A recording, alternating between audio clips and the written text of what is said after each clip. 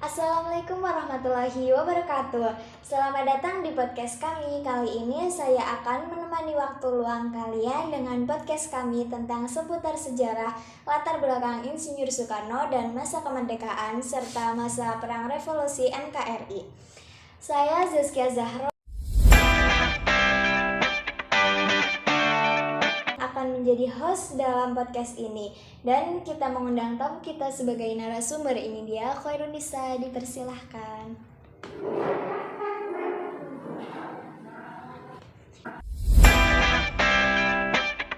Halo, apa kabar? Selamat datang di podcast kami yang mengangkat tema tentang kelahiran dan masa kemerdekaan serta masa perang revolusi. Apakah Ananda bersedia menjawab pertanyaan dari kami? Insya Allah saya bersedia menjawab semua pertanyaan sesuai dengan pengetahuan saya. Oke, kita mulai dari materi pertama, yaitu menceritakan kisah salah satu pelopor kemerdekaan Indonesia, yaitu Bapak Insinyur Soekarno. Teman-teman tahu tidak, sebelum terjadinya kemerdekaan Indonesia pada tanggal 17 Agustus 1945, terjadi pertumpahan darah dan pengorbanan dari para pahlawan, salah satunya sang proklamator kemerdekaan Indonesia. Bisakah Anda ceritakan biodata dari beliau, Bapak Proklamasi Indonesia?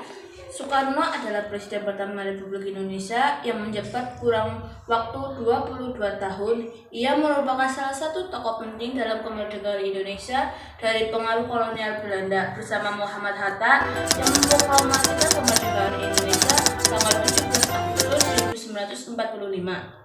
Soekarno lahir pada tanggal 6 Juni 1901 di Surabaya, Jawa Timur, dengan nama Kusono karena sering sakit berganti menjadi Soekarno. Ayahnya bernama Raden Sukemi Sosodiharjo dan ibunya bernama Ida Ayu Nyomarai. Ayahnya merupakan seorang guru dan pemimpin desa, sedangkan ibunya berasal dari Bali dan merupakan seorang perempuan bangsawan. Soekarno memiliki 2 saudara perempuan dan saudara laki-laki. Selama ini kita hanya mengetahui sekilas tentang silsilah Insinyur Soekarno, nama anaknya Megawati Soekarno Putri, serta cucunya Puan Maharani. Pasti sudah tidak terdengar asing lagi, bukan? Coba bisa Anda sebutkan silsilah keluarga Insinyur Soekarno? Ayahnya Raden Sukemi Sosodiharjo, ibunya Ida Ayu Nyomarai.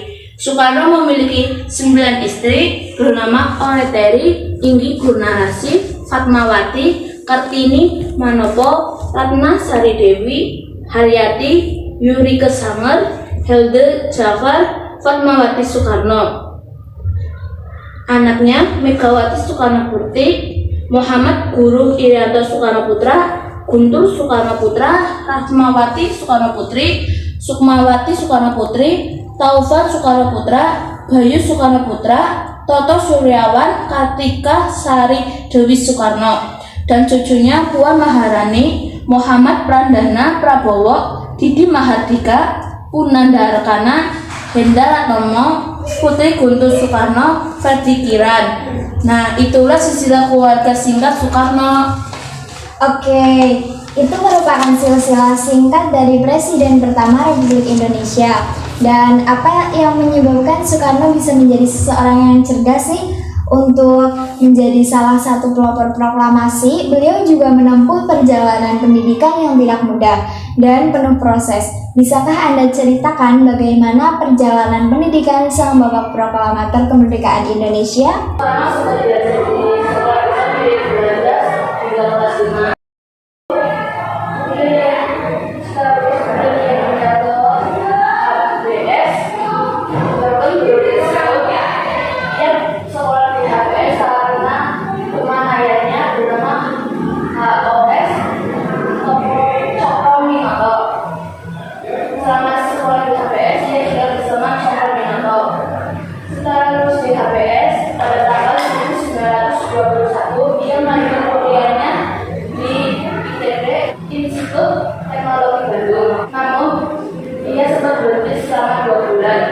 Kemudian yang dibebaskan lagi pada tahun 1952. Akhirnya ia mendapatkan gelar insinyur dengan jurusan teknik sipil. Dan beliau yang terkenal adalah Hotel Triana di Bandung. Setelah begitu lama ia menempuh perjalanan pendidikannya, Soekarno bersama dengan tokoh-tokoh nasional lainnya mempersiapkan diri menjelang proklamasi kemerdekaan Indonesia. Setelah sidang UPKI dibentuk panitia untuk merumuskan dasar negara UUD yang menghasilkan rancangan UUD dan Piagam Jakarta. Setelah menemui Marsekal Trauci di Dalat, Vietnam, terjadilah peristiwa tanggal 16 Agustus 1945. Lantas, mengapa tokoh tiga sentral tersebut, yaitu Insinyur Soekarno, Muhammad Hatta, dan Dr. Haji Manudioddiningrat, dipanggil ke Dalat, Vietnam oleh Letnan Trauci? Latar belakang adanya panggilan Soekarno, Muhammad Hatta, dan Dr. Haji Manudioddiningrat ke Dalat, Vietnam oleh Marsekal Trauci tanggal 9 Agustus 1945 adalah posisi Jepang dalam Perang Asia Timur Raya semakin terdesak.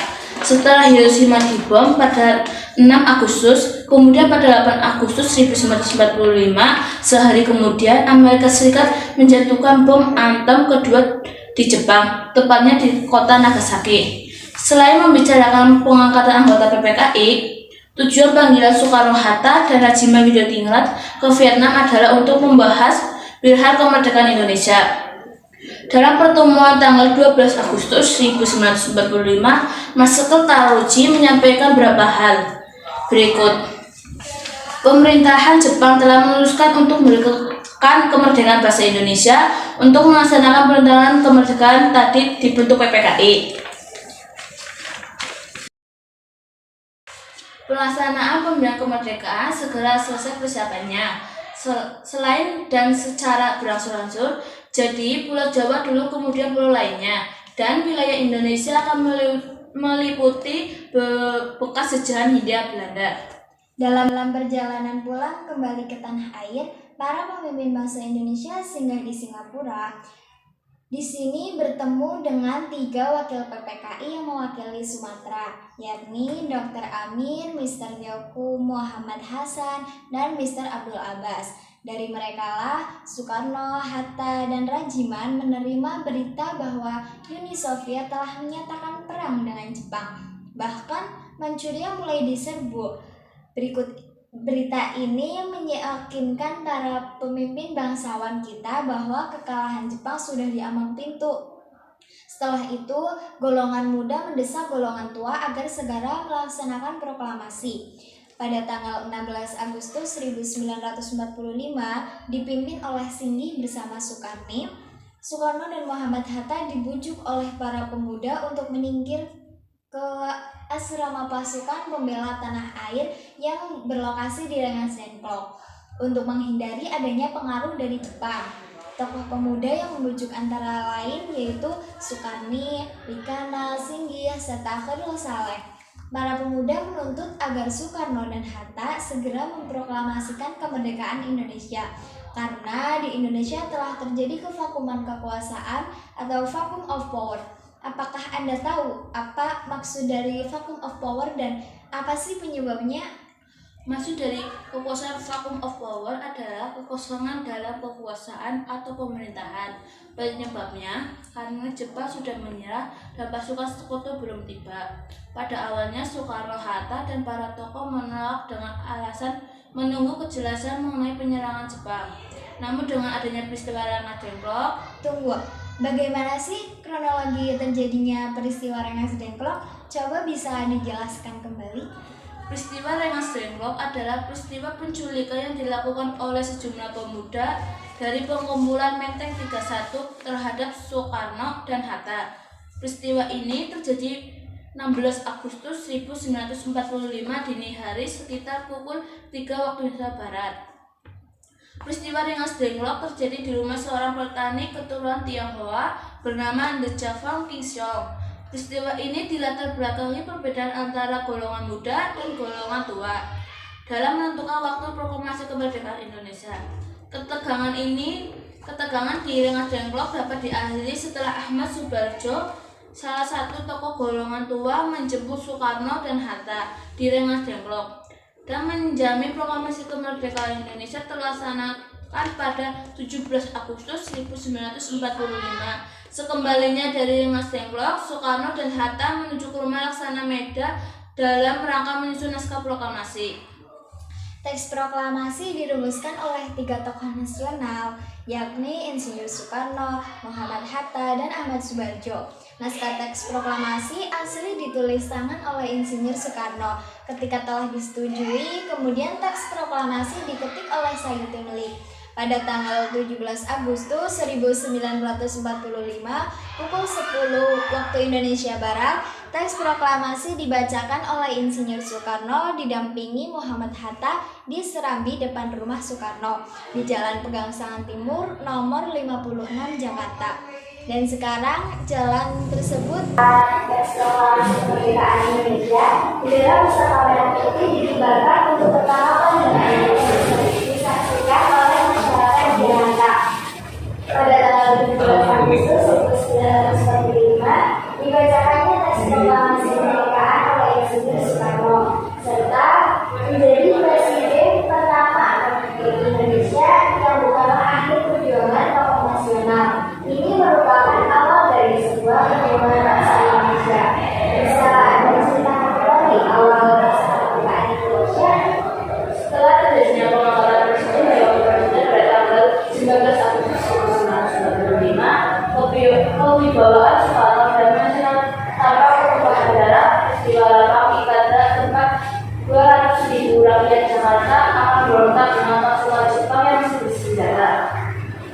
Pada saat kedatangan sekutu AVNI dan dipimpin oleh Letnan Sipil Nasution mengaku kedaulatan Indonesia secara de facto setelah mengadakan pertemuan dengan Presiden Soekarno.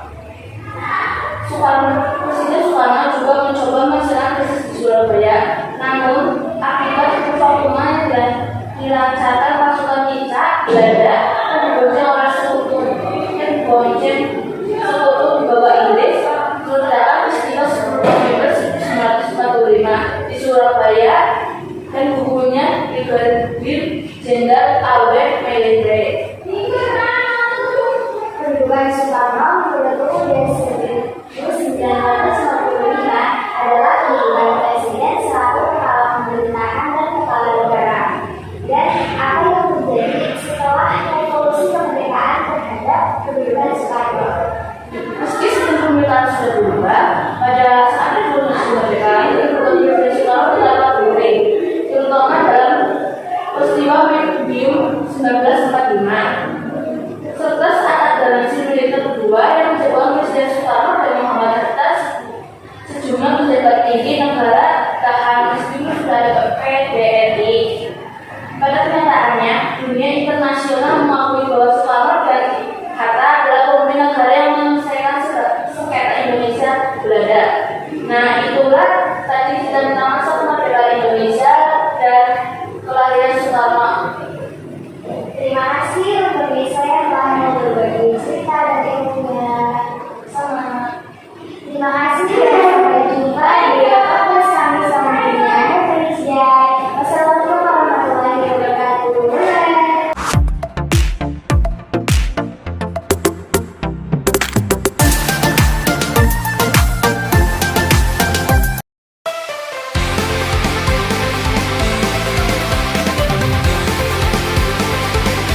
Dipersembahkan oleh